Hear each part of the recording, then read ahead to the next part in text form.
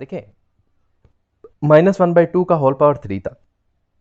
तो पार की पार जब होती है तो आपस में मल्टीप्लाई होता है, तो इसे हम कैसे लिख सकते हैं, -3/2 divided by -1/2 v raise to power -3/2। ठीक हो गया। अब इस सारे सिनेरियो के अंदर जो चीज़ें कैंसल आउट हो रही हैं, मिसाल के तौर पे ये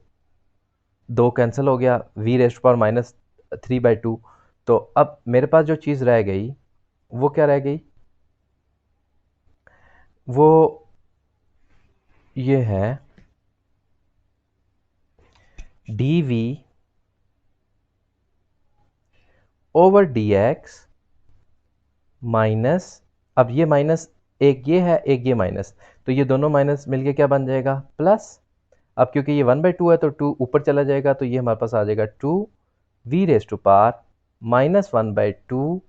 प्लस 3/2। क्योंकि ये देखा ना, ये जो 3/2 है ये डिनोमिनेटर में नेगेटिव है, तो जब ये ऊपर जाएगा तो ये क्या हो जाएगा, पॉजिटिव हो जाएगा, इज इक्वल टू, अब वी रेस्ट पावर -3/2 और -3/2 तो कैंसिल हो गया ना, पीछे हमारे पास -1/2 रह गया था, तो 2 को मैं न्यूमरेटर में लेके जाऊंगा तो क्या आ जाएगा, -2। ठीक है।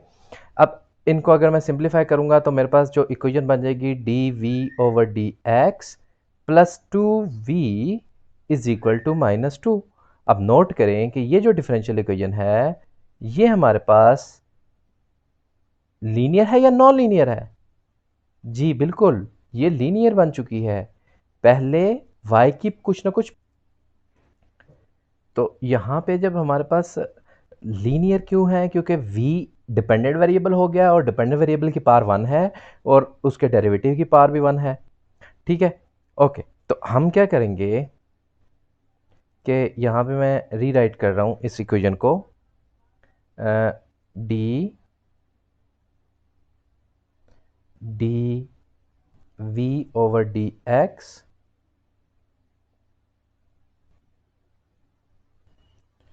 Plus 2v is equal to -2,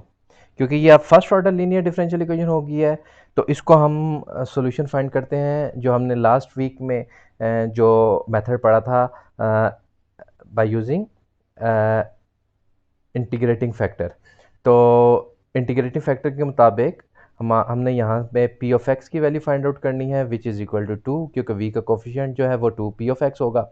okay, तो अब पी ऑफ एक्स का इंटीग्रल लेना है मैंने, P of x into D X which is equal to integration of 2 into D x. तो यहाँ पे आपके पास P of x into D X आ गया which is equal to 2x। ठीक है, तो ई की पावर में अगर हम ये ले लेते हैं integral of p of x into D x, तो इसको हम बोलते हैं म्यू ऑफ एक्स या integrating factor which is equal to e raise to power 2x। ये जो इंटीग्रेटिंग फैक्टर है इसको हम पूरे डिफरेंशियल इक्वेशन के साथ क्या करेंगे, मल्टीप्लाई करेंगे, तो मल्टीप्लाई करेंगे तो हमारे पास आ जाएगा E raise to power, sorry, E raise to power, E raise to power,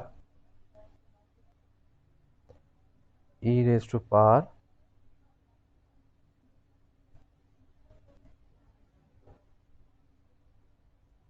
2x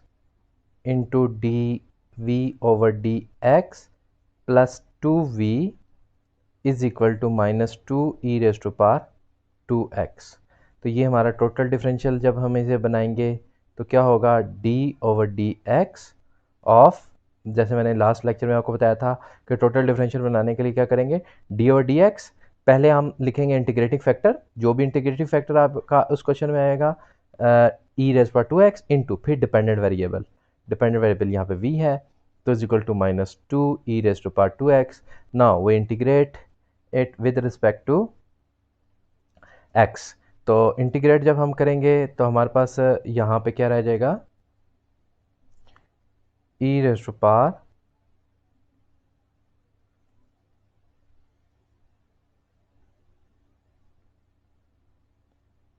E raise to power 2x into V रह जाएगा, और राइट हैंड साइड पे हमारे पास आ जाएगा two e raise to power 2x over 2 मैंने इसका इंटीग्रल लिया प्लस सी, टू यहाँ से मैं कैंसिल कर देता हूँ, तो अब हमारे पास v की जो वैल्यू है वो क्या रह जाएगी, minus E raise to power 2x over E raise to power 2x plus C E raise to power 2x। Okay, तो v is equal to -1 plus C, अच्छा यहाँ पे ये नेगेटिव आएगा क्योंकि जब e पावर 2x है यहाँ पे आके डिवाइड होगा ना, तो जब डिनोमिनेटर में जाएगा तो e रेज पावर 2x होगा, न्यूमिनेटर में जाएगा तो वो दोबारा से नेगेटिव आ जाएगा, तो सी ई रेज टू पावर -2x। अब हमने याद रखिएगा सोल्यूशन उसी फॉर्म में देना होता है जिन वेरिएबल में हमारे पास डिफरेंशियल इक्वेशन होती है। तो डिफरेंशियल इक्वेशन y में थी, तो v की वैल्यू जो है हम दोबारा से ऊपर देखते हैं कि हमने y की जगह पे क्या रखा था, v की जगह पे हमने रखा था y रेज टू पावर -2, तो इस v की जगह पे हम सब्स्टिट्यूट करेंगे y raise to power -2 is equal to -1 plus C E raise to power -2x। तो ये हमारे पास फाइनलाइज्ड सॉल्यूशन आ गया, फाइनल सॉल्यूशन आ गया। इसको और सिंपलीफाई किया जा सकता है, 1 over y square is equal to c E raise to power -2x -1, या y square is equal to 1 over c E raise to power -2x -1, और y फाइनली आ जाएगा under root of 1 over c E raise to power -2x -1। तो ये हमारे पास final solution आ गया y की form में, जो कि यहाँ पे हमें रिक्वायर्ड था इस बर्नौली इक्वेशन का ये सॉल्यूशन है। उम्मीद करते हैं कि आपको ये मेथड समझ आ गया होगा। दोबारा से मैं रिकॉल कर देता हूँ। सबसे पहले जब भी डिफरेंशियल इक्वेशन आ जाएगी उसे हमने जनरलाइज फॉर्म में लिखना है। जनरलाइज फॉर्म का मतलब ये है कि जो y की पावर वाली टर्म है वो इक्वलिटी के राइट साइड पे और हाईएस्ट डेरिवेटिव का कोफिशिएंट 1 होना चाहिए। फिर हमने सब्स्टिट्यूट करना है v, एक नया वेरिएबल इंट्रोड्यूस करना है, v is equal to y raise to power 1 minus n. N कुछ भी हो सकता है, नेगेटिव भी हो सकता है, पॉजिटिव भी हो सकता है, फ्रैक्शन में भी हो सकता है। अब इसको जब हमने v की वैल्यू फाइंड आउट कर लेंगे, उसमें से y की वैल्यू फाइंड आउट करनी है, क्योंकि हमारे पास ओरिजिनल जो स्टैंडर्ड फॉर्म होगी, स्टैंडर्ड फॉर्म के अंदर तो हमारे पास क्या होगा, स्टैंडर्ड फॉर्म के अंदर तो हमारे पास इक्वेशन y की फॉर्म में होगी ना।